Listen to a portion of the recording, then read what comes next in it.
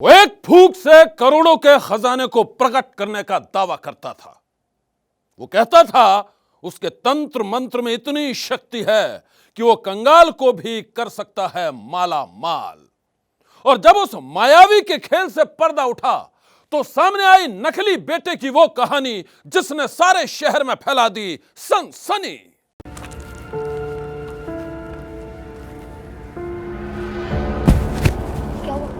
क्यों बे, कल तूने मेरी सर से कंप्लेंट की थी ना। तूने मेरे होमवर्क की कॉपी फाड़ दी थी तो तेरी कंप्लेंट करूंगा ही ना। बेटा मेरा नाम सुबोध है, इसलिए नो बकवास। मैंने तेरे होमवर्क की कॉपी इसलिए फाड़ी थी क्योंकि तू ज्यादा फड़फड़ाता है और सिर्फ तेरी वजह से मैंने सर से बेवजह डांट भी खाई। देख, मैं क्लास का मॉनिटर हूँ तो इसलिए मेरे को अपनी ड्यूटी निभानी पड़ती है, क्योंकि तू हर वक्त किसी ना किसी बच्चे को तंग करता रहता है, इसलिए मेरे। अच्छा, तो मैं सबको परेशान करता हूँ। जरा बताना मैंने किस किस को परेशान करा। तूने परसों बेचारे चंदू की छत पर इंक फेंक दी थी, बेचारा बहुत रो रहा था। तो तू उसका हमदर्द बन के आया है ना। मैं हमदर्द नहीं, क्लास का मॉनिटर हूँ और मेरी ड्यूटी है कि मैं सारी कंप्लेंट सर को बताऊँ। मॉनिटर मॉनिटर मॉनिटर, रुक, अभी तेरा सारा मॉनिटर का भूत निकालता हूँ। मैं तेरे को बताता हूँ, रुक। अब तुम लोग तमाशे क्या देख रहे हो, मारो इसे।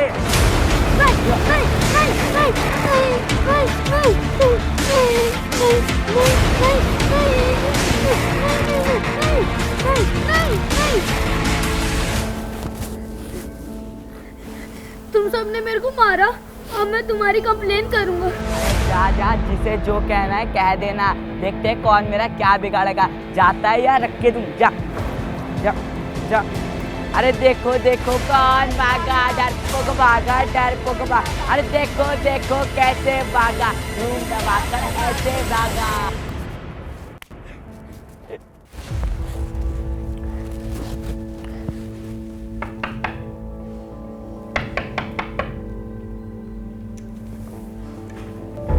क्या हुआ बेटा, आप क्यों रो रहे हो? आंटी, आज मेरे को सुबोध ने अपने साथियों के साथ मिलकर बहुत पीटा। अच्छा, तो ये बात है। बेटा आप अपने घर जाओ, आज मैं सुबोध को नहीं छोड़ूंगी। इसे इतना पीटूंगी कि वो अपनी सारी शैतानी भूल जाएगा। जाओ आप घर जाओ।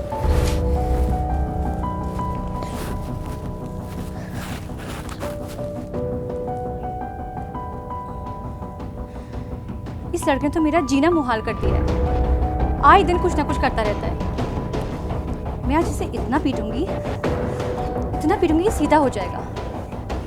बस आ जाए एक बार।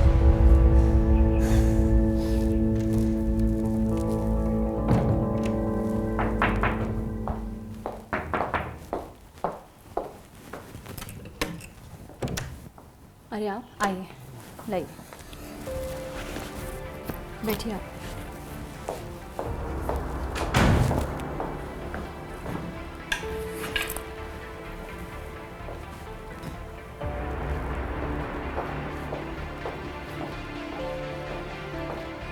लीजिए।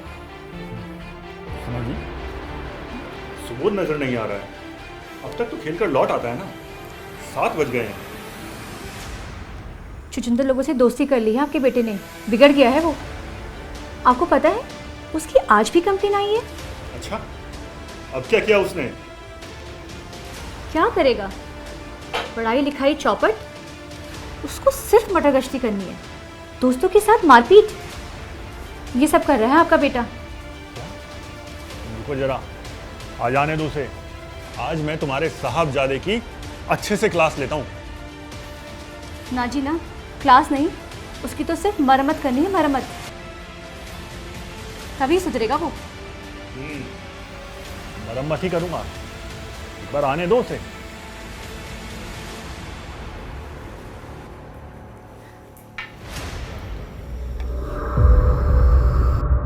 वक्त के पन्नों पर दर्ज ये कहानी 17 साल पुरानी है। तब झारखंड के हजारीबाग जिले के रहने वाले कलेश्वर मिश्रा गुस्से से उबल रहे थे। घर में उनके लाडले सुबोध की कंप्लेंट आई थी और इसी बात ने उनके पारे को 7वें आसमान पर पहुंचा दिया था। हाथ में छड़ी लिए कलेवर मिश्रा सुबोध के लौटने का इंतजार कर रहे थे, लेकिन यह इंतजार कभी ना खत्म होने वाली प्रतीक्षा में बदल जाएगा, ये उन्होंने कभी ना सोचा था। अम्मी जी, रात के 10 बज गए हैं और सुबोध नहीं आया अभी तक। तुम चिंता मत करो, हो सकता है अपनी कंप्लेंट से डर गया हो और डर के मारे ही घर ना आ रहा हो। तुम एक काम करो, तुम उठो उठो उठो, तुम खाना खा लो, मैं उसे देखता हूँ। आप जाइए, आप देख के आइए उसको। हाँ हाँ, तुम चिंता मत करो।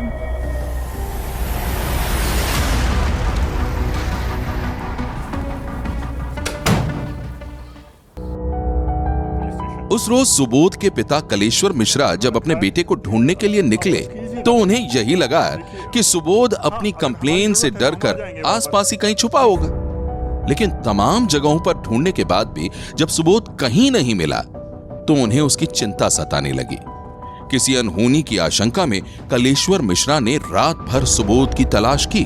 वो सुबोध के एक एक दोस्त के घर गए, लेकिन सुबोध कहीं नहीं मिला। वो ऐसा गायब हुआ कि फिर कभी नहीं मिला। परेशान घर वालों ने सुबोध की गुमशुदगी की रिपोर्ट पुलिस में दर्ज कराई, लेकिन पुलिस भी सुबोध को ढूंढ नहीं पाई। मेरा सुबोध पता नहीं कहां चला गया। कहीं किसी ने इसको किडनैप तो नहीं कर लिया है? अरे किसी ने किडनैप किया होता तो फिरौती की कॉल तो आती। हमारे पास तो अभी तक कोई कॉल भी नहीं आई है। अगर इसे किडनैप ही नहीं किया है, तो गया कहाँ सुबोध? ये तो सबसे बड़ी मिस्ट्री है। पता नहीं मेरा सुबोध कहाँ है, किस हाल में है। सुबोध कहां है, किस हाल में है? हजारीबाग के रहने वाले कलेश्वर मिश्रा और उनका पूरा परिवार यह सोचता ही रह गया और धीरे धीरे 17 साल गुजर गए। 17 साल तक सुबोध का कुछ अता पता नहीं चला। 17 साल तक घर वाले उसकी यादों के सहारे ही जीते रहे। घर वालों ने तो सुबोध से दोबारा मिलने की आस ही छोड़ दी थी। तभी अचानक एक दिन चमत्कार हो गया। पता चला सुबोध वापस घर लौट आया है, वो भी एक चमत्कारी साधु बनकर।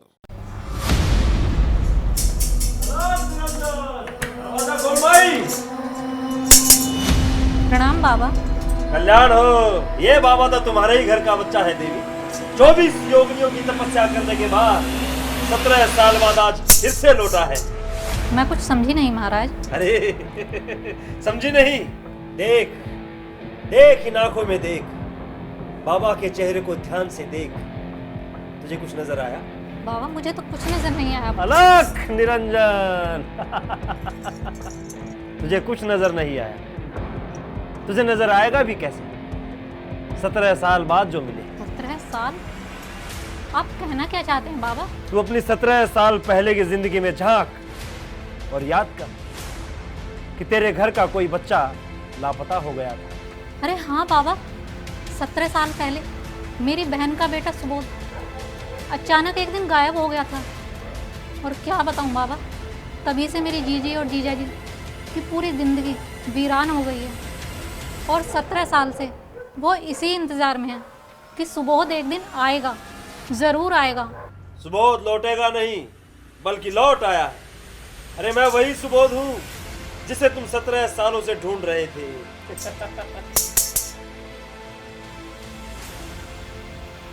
मुझे यकीन नहीं हो रहा, तुम ही सुबोध हो। हाँ देवी, मैं ही सुबोध। 17 साल पहले मेरी एक छोटी सी गलती और पिता के डर से मैंने घर को छोड़ दिया। फिर कई सालों तक मैं यूं ही भटकता रहा, भूख से बिलखता रहा। और फिर एक दिन एक योगी की नजर मुझ पर पड़ गई और वो मुझे हिमालय पर्वत पर ले गया। वहां मैंने घनघोर तप किया, 24 योगिनियों की तपस्या की और अब मैं साधना करके फिर से लौट आया। तुम सब लोगों का दुख दर्द बांटने के लिए मैं फिर से लौट आया हूं देवी। अरे बेटा सुबोध, आ अंदर आ। अलख निरंजन, अलख निरंजन, चलो भाई। आजा बेटा। हरिओम। तब तक तू यहाँ बैठ, मैं दीदी और जीजा जी को फोन करके बुला लेती हूँ। हाँ ठीक है। उन्हें यथाशीघ्र आने के लिए कहना कि विलंब ना कर। मैं ज्यादा देर तक इंतजार नहीं कर सकता। परसों मुझे शमशान साधना के लिए जाना है, अतः यथाशीघ्र मुझे लौटना भी।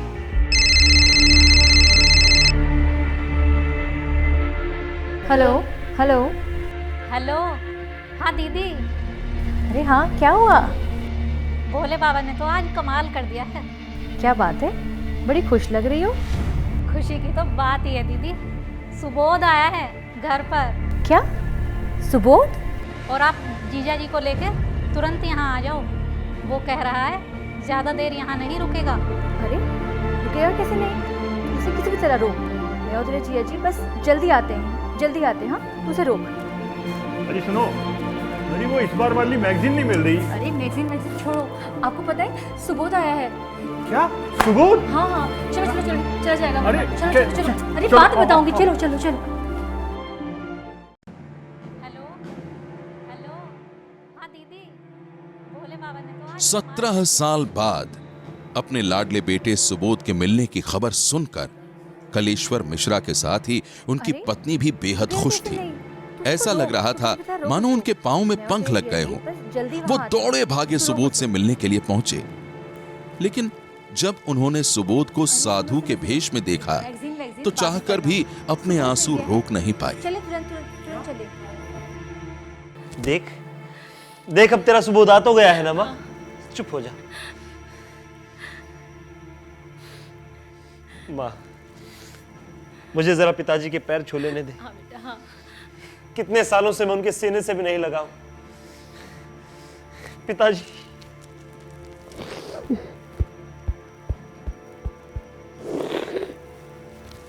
मुझे क्षमा कर दो पिताश्री। मैं आप लोगों को बिना बताए घर छोड़कर चला गया। आप लोगों को बहुत तकलीफ दी मैंने। कोई बात नहीं बेटा, अब तो तू घर वापस आ गया है। अब हमें छोड़कर कहीं मत जाना। अब अपनी जिम्मेवारी संभाल। हमें देख, हम लोग भी अब बूढ़े हो चले हैं। हाँ पिताजी, जिम्मेदारी पूरी करने ही तो आया हूं मैं। अब आप लोगों को चिंता करने की कोई जरूरत नहीं। अब सब सही हो जाएगा। अब देखना कि इस घर में धन दौलत की बरसात होगी पिताजी। बेटा ये साधु का चोला उतार और अब घर गृहस्थी संभाल ले बेटा। माँ, घर गृहस्थी भी मैं संभाल लूंगा, लेकिन उससे पहले मुझे शमशान साधना करनी है। शमशान साधना? लेकिन वो क्यों? हाँ माँ, ताकि तुम सब लोगों के कष्ट हर सकूं, और इसीलिए तो आया हूं मैं यहां। और देखना, जैसे ही मेरी ये साधना पूरी होगी, इस घर में धन दौलत की बरसात होने लगेगी। और फिर बाबूजी ही क्या, हमारी 7 पुश्तों में किसी को भी कुछ भी काम करने की जरूरत ही नहीं पड़ेगी। लेकिन बेटा माँ मुझे मत रोक, मुझे शमशान जाने दे। सुनो जी, अगर उसे पूरे परिवार के कल्याण के लिए शमशान साधना के लिए जाना है तो इसे जाने दो, इसे मत रोको। लेकिन ये अभी तो आया है और फिर। अरे माँ, तो फिक्र क्यों करती है? 2 दिन बाद मैं वापस आ जाऊंगा। शमशान साधना के बाद मुझे एक छोटी सी पूजा घर में भी करनी, तो चिंता मत कर। तू बाबूजी के साथ घर जा, मैं तुझसे वहीं आकर मिलता हूं। सुबोध यह कहकर चला गया। 2 दिन बीत गए, लेकिन उसका कुछ अता पता नहीं था। और 2 दिन बाद जब वो आया तो खुशी से तमाम घर वालों का चेहरा खिल गया। प्रणाम माता। आशीर्वाद बेटा, और बैठो। तुम आगे से बोल, हम तुम्हारा इंतजार कर रहे थे। हाँ माँ, मेरी शमशान साधना सफल हुई। माँ, अब मुझे इस घर में एक छोटी सी पूजा रखनी है, और फिर देखना इस घर में धन दौलत की बरसात होने लगेगी। अरे वाह, फिर तो कमाल हो जाएगा। हाँ माँ, और ये कमाल सब ऊपर वाले की दया से होगा। बस तू पूजा की तैयारी कर ले। मुझे क्या करना होगा बेटा? अरे माँ, तुझे कुछ नहीं करना है, जो कुछ भी करना है वो मुझे करना है। माँ, अब मुझे इस घर में बस एक छोटी सी पूजा रखनी है, ताकि इस घर में भी धन दौलत की बरसात हो। अरे वाह, फिर तो कमाल हो जाएगा। हाँ माँ, ऊपर वाले की दया से सब कमाल होगा। बस तू तो अब पूजा की तैयारी कर ले। बेटा पूजा के लिए मुझे क्या करना होगा? अरे माँ, तुझे कुछ नहीं करना है, जो कुछ भी करना है बस मुझे करना है। मैं भैरवी शक्ति से माँ लक्ष्मी को इस घर में बुलाऊंगा, लेकिन हाँ, उसके लिए मुझे तेरे सारे गहनों की जरूरत पड़ेगी। मेरे गहनों की? हाँ माँ, तेरे गहनों की। और फिर मैं उन गहनों को पूजा के वेदी पर रखकर भैरवी शक्ति से माँ लक्ष्मी को प्रसन्न करके इस घर में बुलाऊंगा। बिना गहनों के माँ लक्ष्मी का आह्वान करना मुमकिन नहीं। ठीक है बेटा, मैं तुझे अपने गहने दे दूंगी। उसके अलावा तो मुझे कुछ नहीं करना है ना? नहीं माँ, उसके अलावा तुझे कुछ नहीं करना है।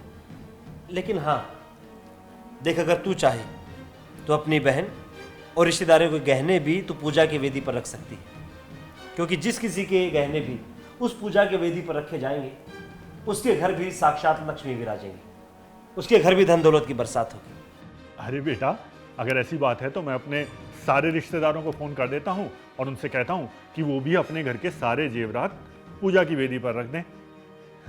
अरे माता लक्ष्मी की कृपा सिर्फ मेरे घर पर ही क्यों हो, हमारे रिश्तेदारों के घर पर भी बरसे, क्यों जी? हाँ हाँ, बिल्कुल बिल्कुल सही कह रहे हैं आप। हरिओम हरिओम, अनाथ निरंजन, सबका भला होगा, सबका भला। कलेश्वर मिश्रा और उनकी पत्नी दोनों बेहद खुश थे। उन्हें लग रहा था कि 17 साल बाद साधु बनकर लौटा सुबोध अपनी साधना से न सिर्फ उनको बल्कि उनके पूरे खानदान को मालामाल कर देगा। और फिर कलेश्वर मिश्रा और उनकी पत्नी ने वैसा ही किया जैसा उनसे कहा गया था। दोनों ने अपने तमाम रिश्तेदारों को फोन किया, सुबोध की साधना के बारे में बताया और अपने तमाम गहनों और नकदी के साथ जल्द से जल्द घर पहुंचने के लिए कहा। कलेश्वर मिश्रा के कहने पर उनके तमाम रिश्तेदार घर के कीमती गहनों और जेवरात के साथ उनके घर पहुंच गए और फिर शुरू हो गया भैरवी शक्ति से लक्ष्मी के आवाहन का खेल। ओम फट फट भैरवी लक्ष्मी आगंतुके समागमे स्वाहा। ओम फट फट भैरवी लक्ष्मी आगंतुके समागमे स्वाहा। ओम फट फट भैरवी लक्ष्मी समागमे आगमनाय महामाय कृपाय स्वाहा। माँ, अब आप लोग एक काम करें, अगले 2 घंटे के लिए आप सब इस घर से कम 2 किलोमीटर की दूरी पर चले जाएं। इस परिवार के किसी भी सदस्य की आवाज मेरे कानों तक नहीं आनी चाहिए। अगर ऐसा हुआ तो सब अनिष्ट हो जाएगा, मां लक्ष्मी रुष्ट हो जाएंगी और फिर किसी को कुछ भी हासिल नहीं होगा। लेकिन बेटा, क्या आप लोगों को मुझ पर विश्वास नहीं? आपको मुझ पर विश्वास रखना तो फिर चले जाइए। और ये मेरा आदेश नहीं है, ये भैरवी का आदेश है। ओम लक्ष्मी ओम भैरवी स्वाहा। ओम फट फट लक्ष्मी भैरवी आगंतुके समागमे स्वाहा।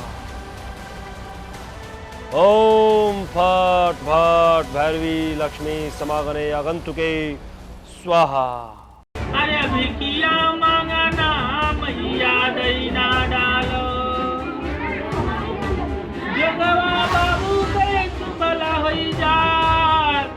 सुबोध के तंत्र मंत्र का खेल शुरू हुआ तो कलेश्वर मिश्रा के साथ ही उनके तमाम रिश्तेदारों की धड़कनें भी तेज हो गईं।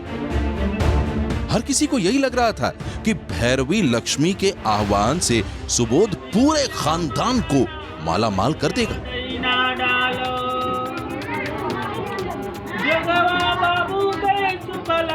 कई घंटे तक सुबोध इसी तरह तंत्र मंत्र का ये नाटक करता रहा।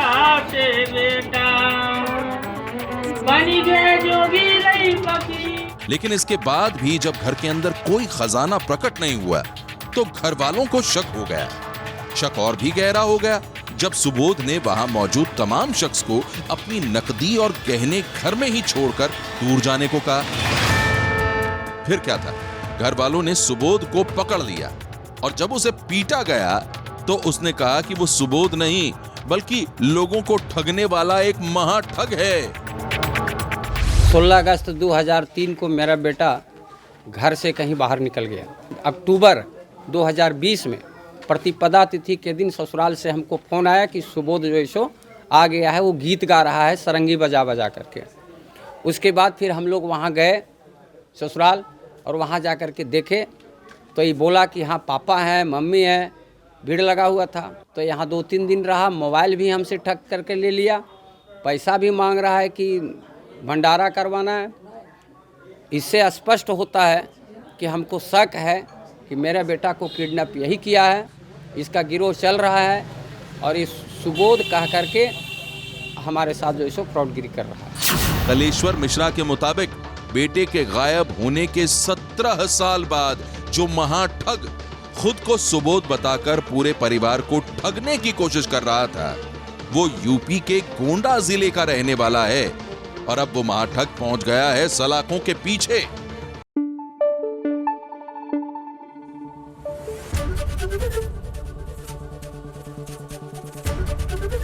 एबीपी न्यूज आपको रखे आगे।